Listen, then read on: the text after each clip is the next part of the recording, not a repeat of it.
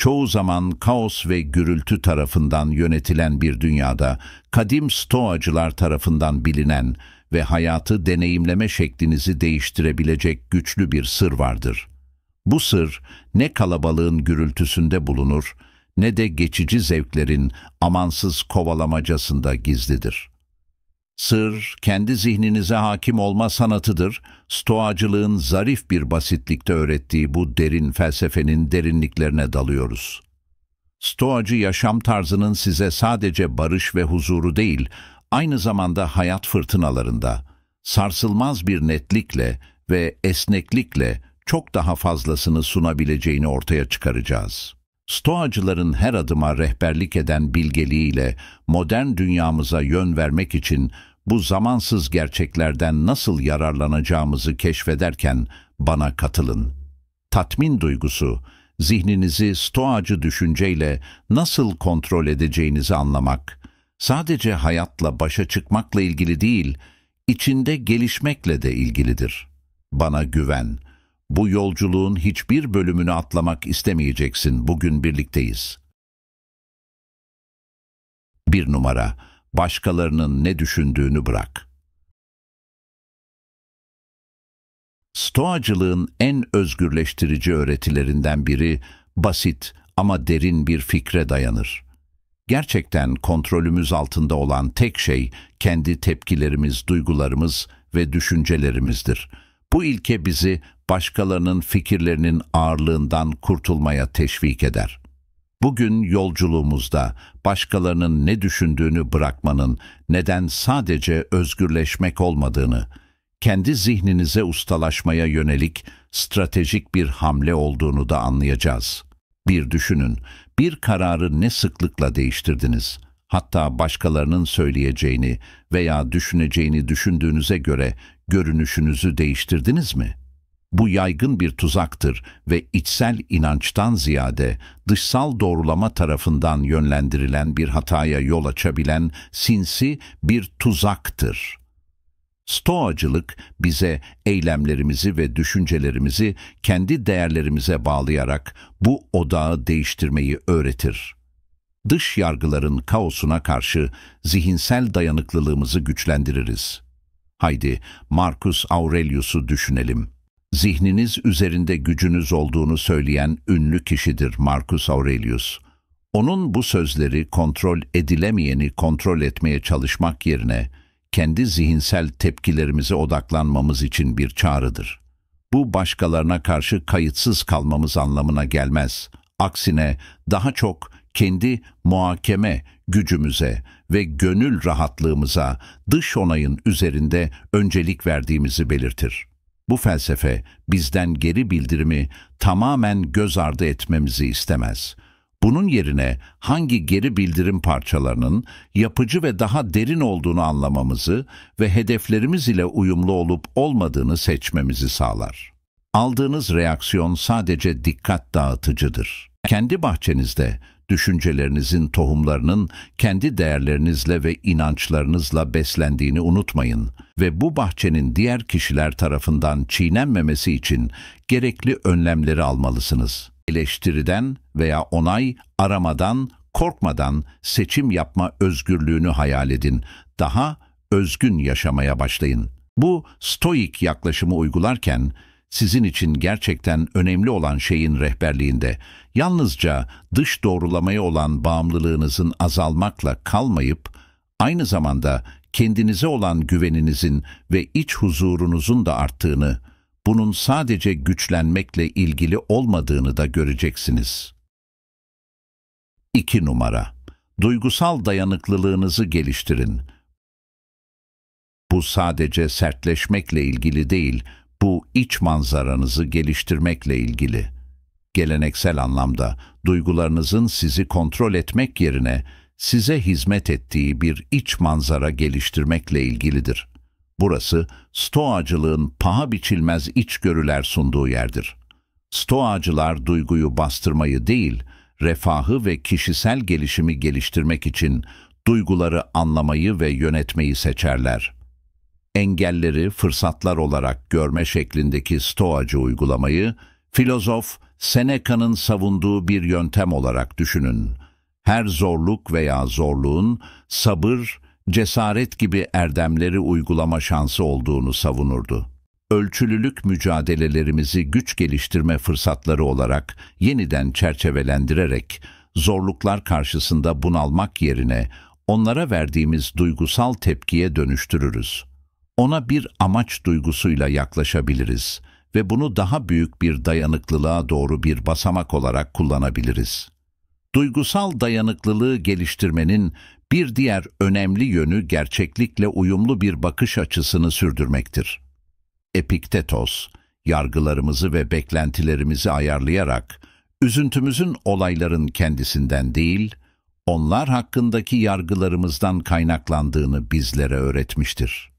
Gerçeklikle daha uyumlu olmak için gereksiz acıları azaltırız, örneğin başkalarının eylemlerini kontrol edemeyeceğimizi, ancak tepkilerimizi kontrol edebildiğimizi kabul edersek, başka birinin davranışından dolayı üzülme olasılığımız azalır.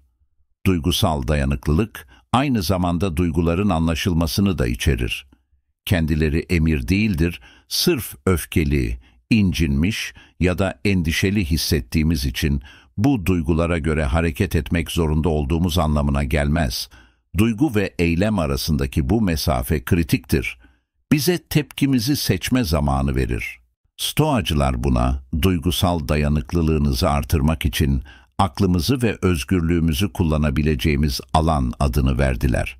Günlük düşünceleri dahil ederek başlayın ve her günü kendinize neyin iyi gittiğini, hangi zorluklarla karşılaştığınızı ve bu soruna nasıl yanıt verdiğinizi sorarak bitirin. Tutarlı uygulama ve stoacı bir zihniyetle, kendinizi hayatın yolunuza çıkardığı her şeyle başa çıkmaya daha hazır bulacaksınız. Sadece deneyimlerinizden sağ çıkmakla kalmayıp, aynı zamanda onlar aracılığıyla gelişmek de stoacı felsefenin ne olacağını kontrol edemediğimiz halde bunun derin bir farkındalığıdır. 3 numara, algı gücünü kullan.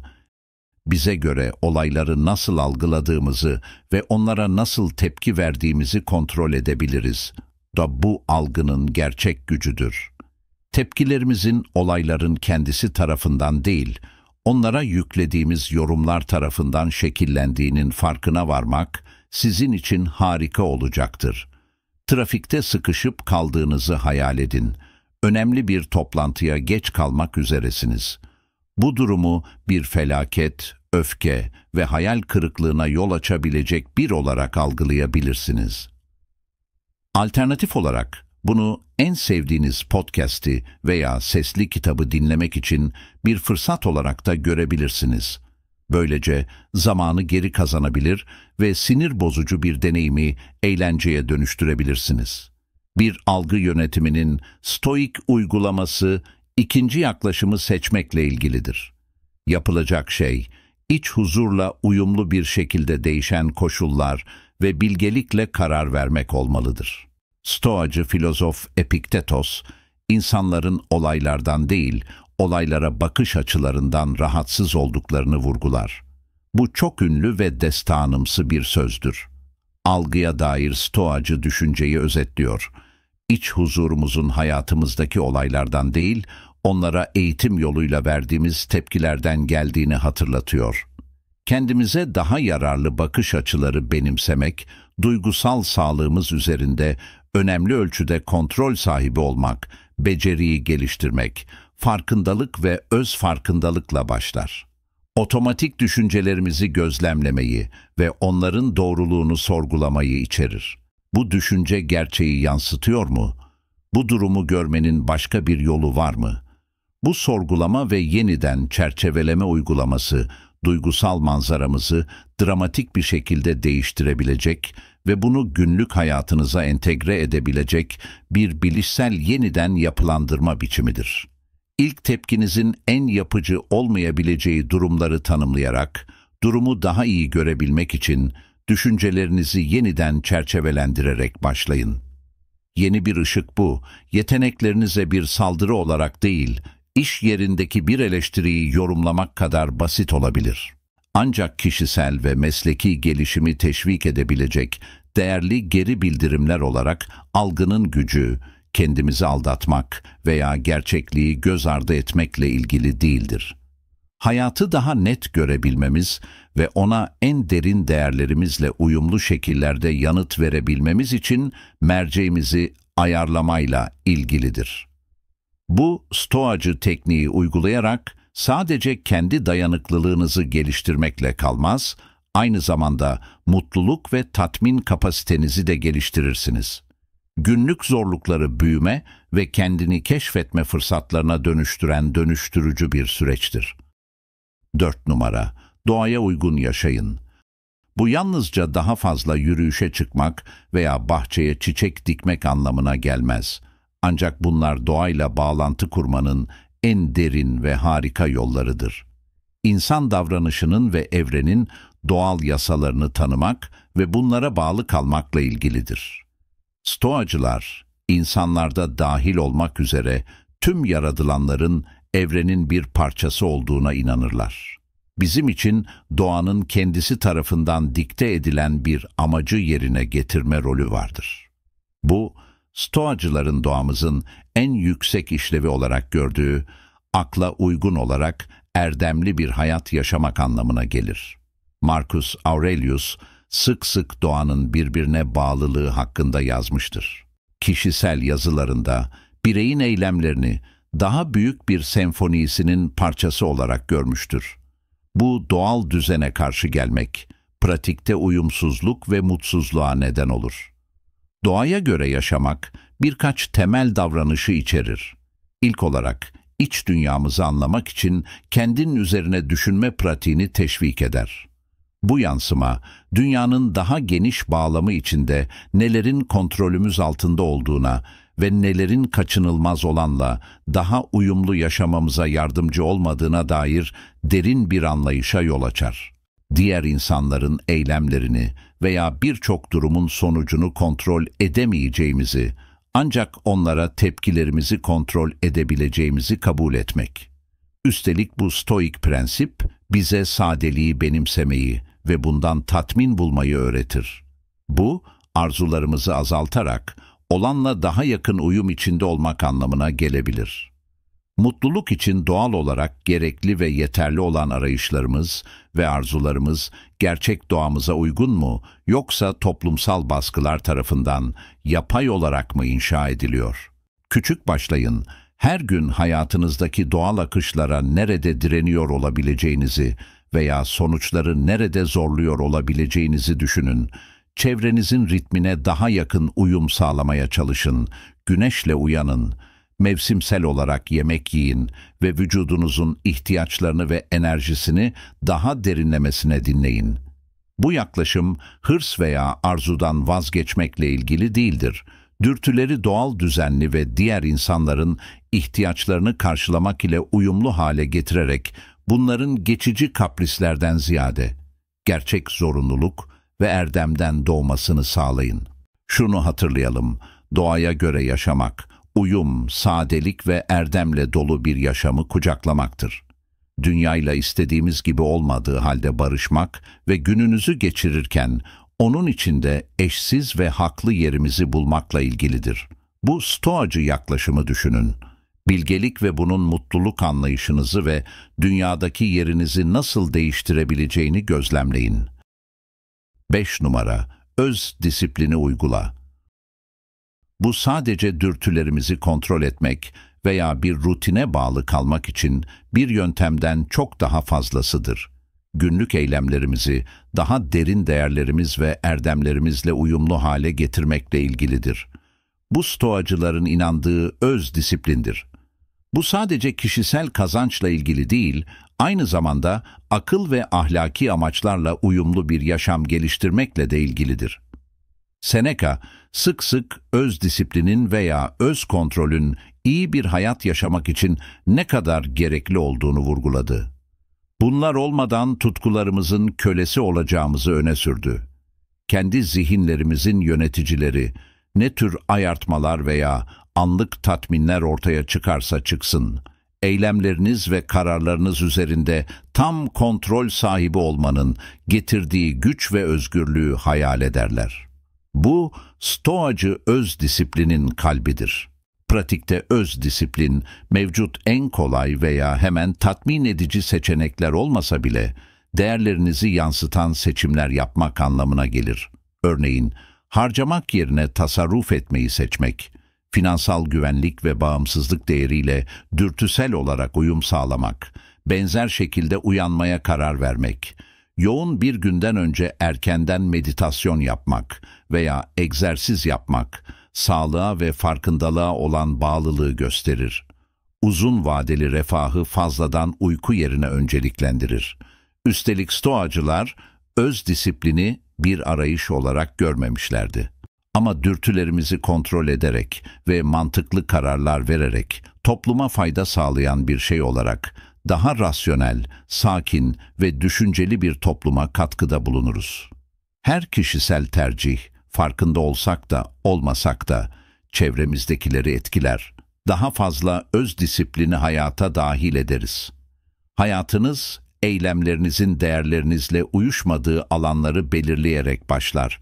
Belki sağlığa değer veriyorsunuz ama çoğu zaman antrenmanları atlıyorsunuz ya da öğrenmeye değer veriyorsunuz. Ama çok fazla eğitici olmayan TV izliyorsunuz. Alışkanlıklarınızı yeniden şekillendirmeye başlamak için yönetilebilir hedefler seçmelisiniz. Telefonunuzda gezinmek veya paket servisi sipariş etmek yerine sağlıklı bir yemek hazırlamak, televizyon yerine yatmadan önce 30 dakika kitap okumak kadar basit ve harika bir seçim yapabilirsiniz. Stoacılıkta öz disiplin, kendini cezalandırmak veya inkar dolu bir hayat yaşamak değil, gerçek özgürlüğe ve mutluluğa götüren mantıklı seçimler yapmakla ilgilidir. Öz disiplin uygularken eylemlerinizi kontrol altında tutmakla ve dolayısıyla yaşamınızın yönünü kontrol etmekle ilgilidir. Sadece yaptıklarınızı değil, bunun size nasıl değiştirdiğini de gözlemleyin. Hayattan daha da fazla zevk alacaksınız. Ancak kendinizi ve dünyadaki yeriniz hakkında ne hissettiğinizi unutmayın. Stoacı bakış açısına göre öz disiplin, her gün kendinize saygı duymanın bir biçimidir. İlkelerinize göre yaşarsınız, kendinize ve ait olduğunuz topluluğa saygı duyarsınız. Bu tutarlı seçimler yapmakla ilgilidir. Esnek bir tatmin edici yaşam inşa edin. Ve unutmayın, bu sadece kendin için değil, herkes için iyi olacaktır. 6 numara, şimdiki anı kucakla.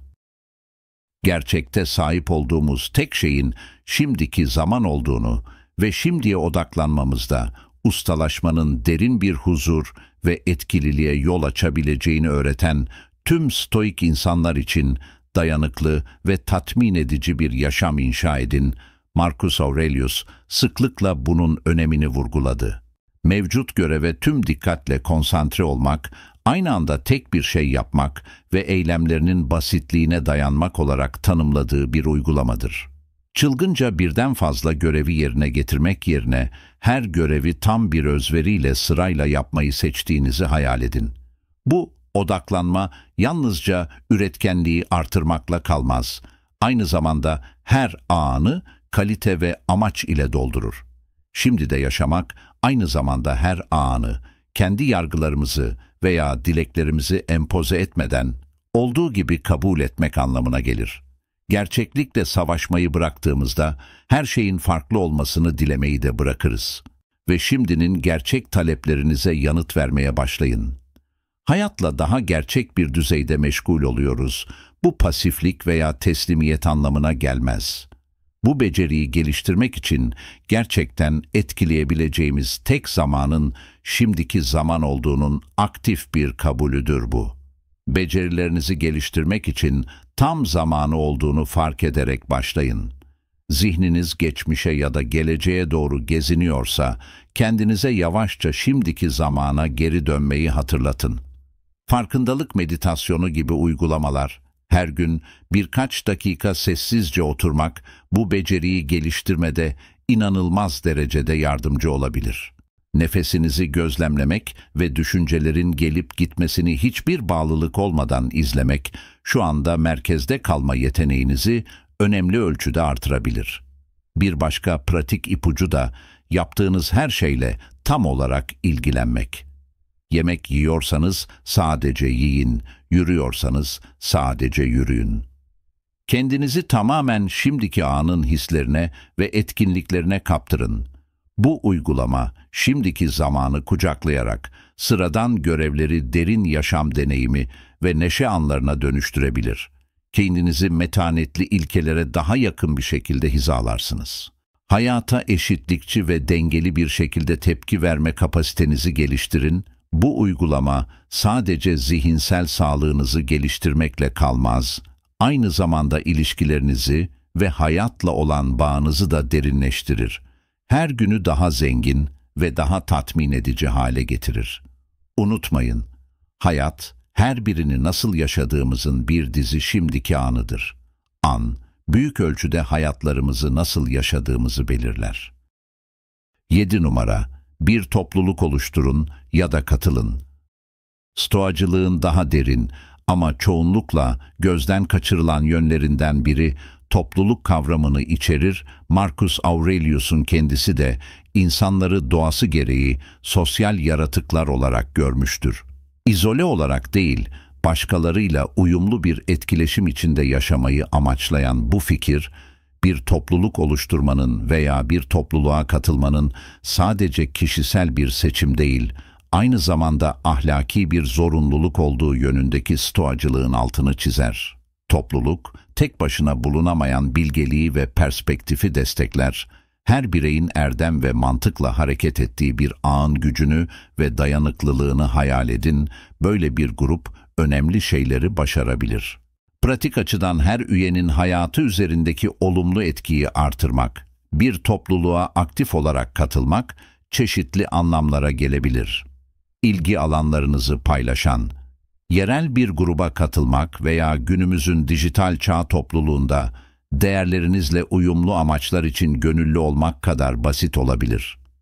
Aynı zamanda stoacı ilkelerin tartışıldığı ve hayatın zorluklarının kolektif olarak çözüldüğü çevrimiçi forumlara ve sosyal medya platformlarına uzanmak, bu topluluklara katılmak, fikir alışverişine olanak tanır. Aynı zamanda zor zamanlarda çok önemli olabilecek bir destek sistemi sağlar. Tavsiye vermek ve almakta çok önemlidir. Kaynakları paylaşmak veya sadece empatik bir kulak sağlamakla ilgilidir. Her etkileşim, nezaket, anlayış ve sabır gibi stoik uygulama şansı sunar. Ayrıca topluluk yaşamına katılmak, farkındalık duygumuzu geliştirir. Ait olma ve amaç, kendimizden daha büyük bir şeyin parçası olduğumuza dair stoacı fikri güçlendirir. Bu inanılmaz derecede tatmin edici olabilir ve bu bireyselliğinizi kaybetmek anlamına da gelmez. Tam tersine, bu benzersiz erdemlerinizi başkalarına fayda sağlayacak şekilde ifade etmekle ilgilidir. Stoik uygulamanızın bu yönünü geliştirmeye başlayın. İlgi alanlarınıza uygun topluluklar arayın, yerel veya sanal buluşmalara katılın, toplum hizmetlerine katılın veya Stoa ve uygulaması hakkında bir tartışma grubu başlatın. Modern yaşamda bir topluluğun parçası olmaya doğru attığınız her adım yalnızca hayatınızı zenginleştirmekle kalmaz. Aynı zamanda uyumlu yaşamanın gerçek stoacı ruhunu somutlaştıran kolektif dokuyu da güçlendirir. İnsan kozmopolitesinde topluluk bağlantılarını güçlendirerek yalnızca kendi çıkarınız için değil, aynı zamanda tüm insanlığın iyiliği için erdemli bir şekilde yaşamaya yönelik stoacı bağlılığı somutlaştırırsınız. Kişisel erdemin toplumsal yaşamla bütünleştirilmesi belki de bugün stoacılığı uygulamanın en ödüllendirici yönlerinden biridir. Stoacılık ve onun güçlü öğretileri hakkındaki araştırmamızı tamamladığımızda, antik stoacıların bilgeliğinin sadece tarihsel önemsiz şeyler olmadığı, bugünkü yaşamlarımıza derinden uygulanabilir olduğu açıktır. Tartıştığımız uygulamalar, şimdiki anı kucaklamaktan toplumu geliştirmeye kadar bireysel huzur için bir felsefeden daha fazlasını sunarlar. Etkileşimlerimizi, topluluklarımızı ve kendi zihinlerimizi temelden dönüştürebilecek bir yaşam tarzı önerirler. Stoa pratiği yoluyla gerçek güçlenmenin içimizden geldiğini öğreniriz. eylemlerimizi değerlerimizle uyumlu hale getirmek ve çevremizdeki dünyayla derinden bağlantı kurmak için algılarımızı yönetme yeteneği, bu sadece stoacı bir dayanıklılık veya kayıtsızlıkla ilgili değil, bilgelik ve erdemle, hayatın zorluklarıyla mücadele etmekle ilgilidir. Tartıştığımız uygulamalar, şimdiki anı kucaklamaktan toplumu geliştirmeye kadar bireysel huzur için bir felsefeden daha fazlasını sunarlar. Etkileşimlerimizi, topluluklarımızı ve kendi zihinlerimizi temelden dönüştürebilecek bir yaşam tarzı önerirler. Stoa pratiği yoluyla gerçek güçlenmenin içimizden geldiğini öğreniriz. Eylemlerimizi değerlerimizle uyumlu hale getirmek ve çevremizdeki dünyayla derinden bağlantı kurmak için algılarımızı yönetme yeteneği, bu sadece stoacı bir dayanıklılık veya kayıtsızlıkla ilgili değil, bilgelik ve erdemle, hayatın zorluklarıyla mücadele etmekle ilgilidir. Unutmayın, stoacı yaklaşım, zihinlerimizin izolasyonunda değil, gerçekleştirdiğimiz günlük eylemlerde ve oluşturduğumuz ilişkilerde uygulanır. Stoacı ilkelere göre yaşamak için her küçük karar, daha mantıklı, barışçıl ve tatmin edici bir hayata doğru atılan bir adımdır. Devam eden yolculuk, nihai bir varış noktası değildir. Farkındalık ve erdemle yaşanan her adım, her nefes, her an iyi yaşanmış bir hayata katkıda bulunur. Bu yüzden bu dersleri ciddiye almanızı ve ihtiyacınız varsa küçük küçük başlamanızı tavsiye ederim. Emin olun, her akşam günün olaylarını ve bunlara nasıl tepki verdiğinizi ölçümlemek ve daha iyisi için değerlendirmek veya zaman içinde değerlerinizi yansıtan bir topluluğa katılmak, amaç ve huzur açısından sizi daha zengin bir hayata sahip bir insana dönüşecektir. Stoa Focus kanalımızın bir parçası olarak bu bilgileri yararlı bulduysanız abone ol ve beğen düğmesine basmayı lütfen unutmayın ve bu videoyu bu eskimeyen öğretilerden birlikte yararlanabilecek biriyle paylaşmayı unutmayın. Sadece kişisel huzuru arayan değil, aynı zamanda katılımınız ve yorumlarınız bu yolculuğu bu kadar zengin kılan şeylerdir. Bu yüzden hepimiz daha erdemli, metanetli hayatlar yaşamaya çabalarken lütfen düşüncelerinizi, deneyimlerinizi ve içgörülerinizi paylaşın. Biz Stoa bilgeliği ve öğretileriyle güzelleşen hayatların daha da çok olması için paylaşımlarımıza devam edeceğiz. Her gününüz bir önceki günden daha da güzel olsun. Hoşça kalın.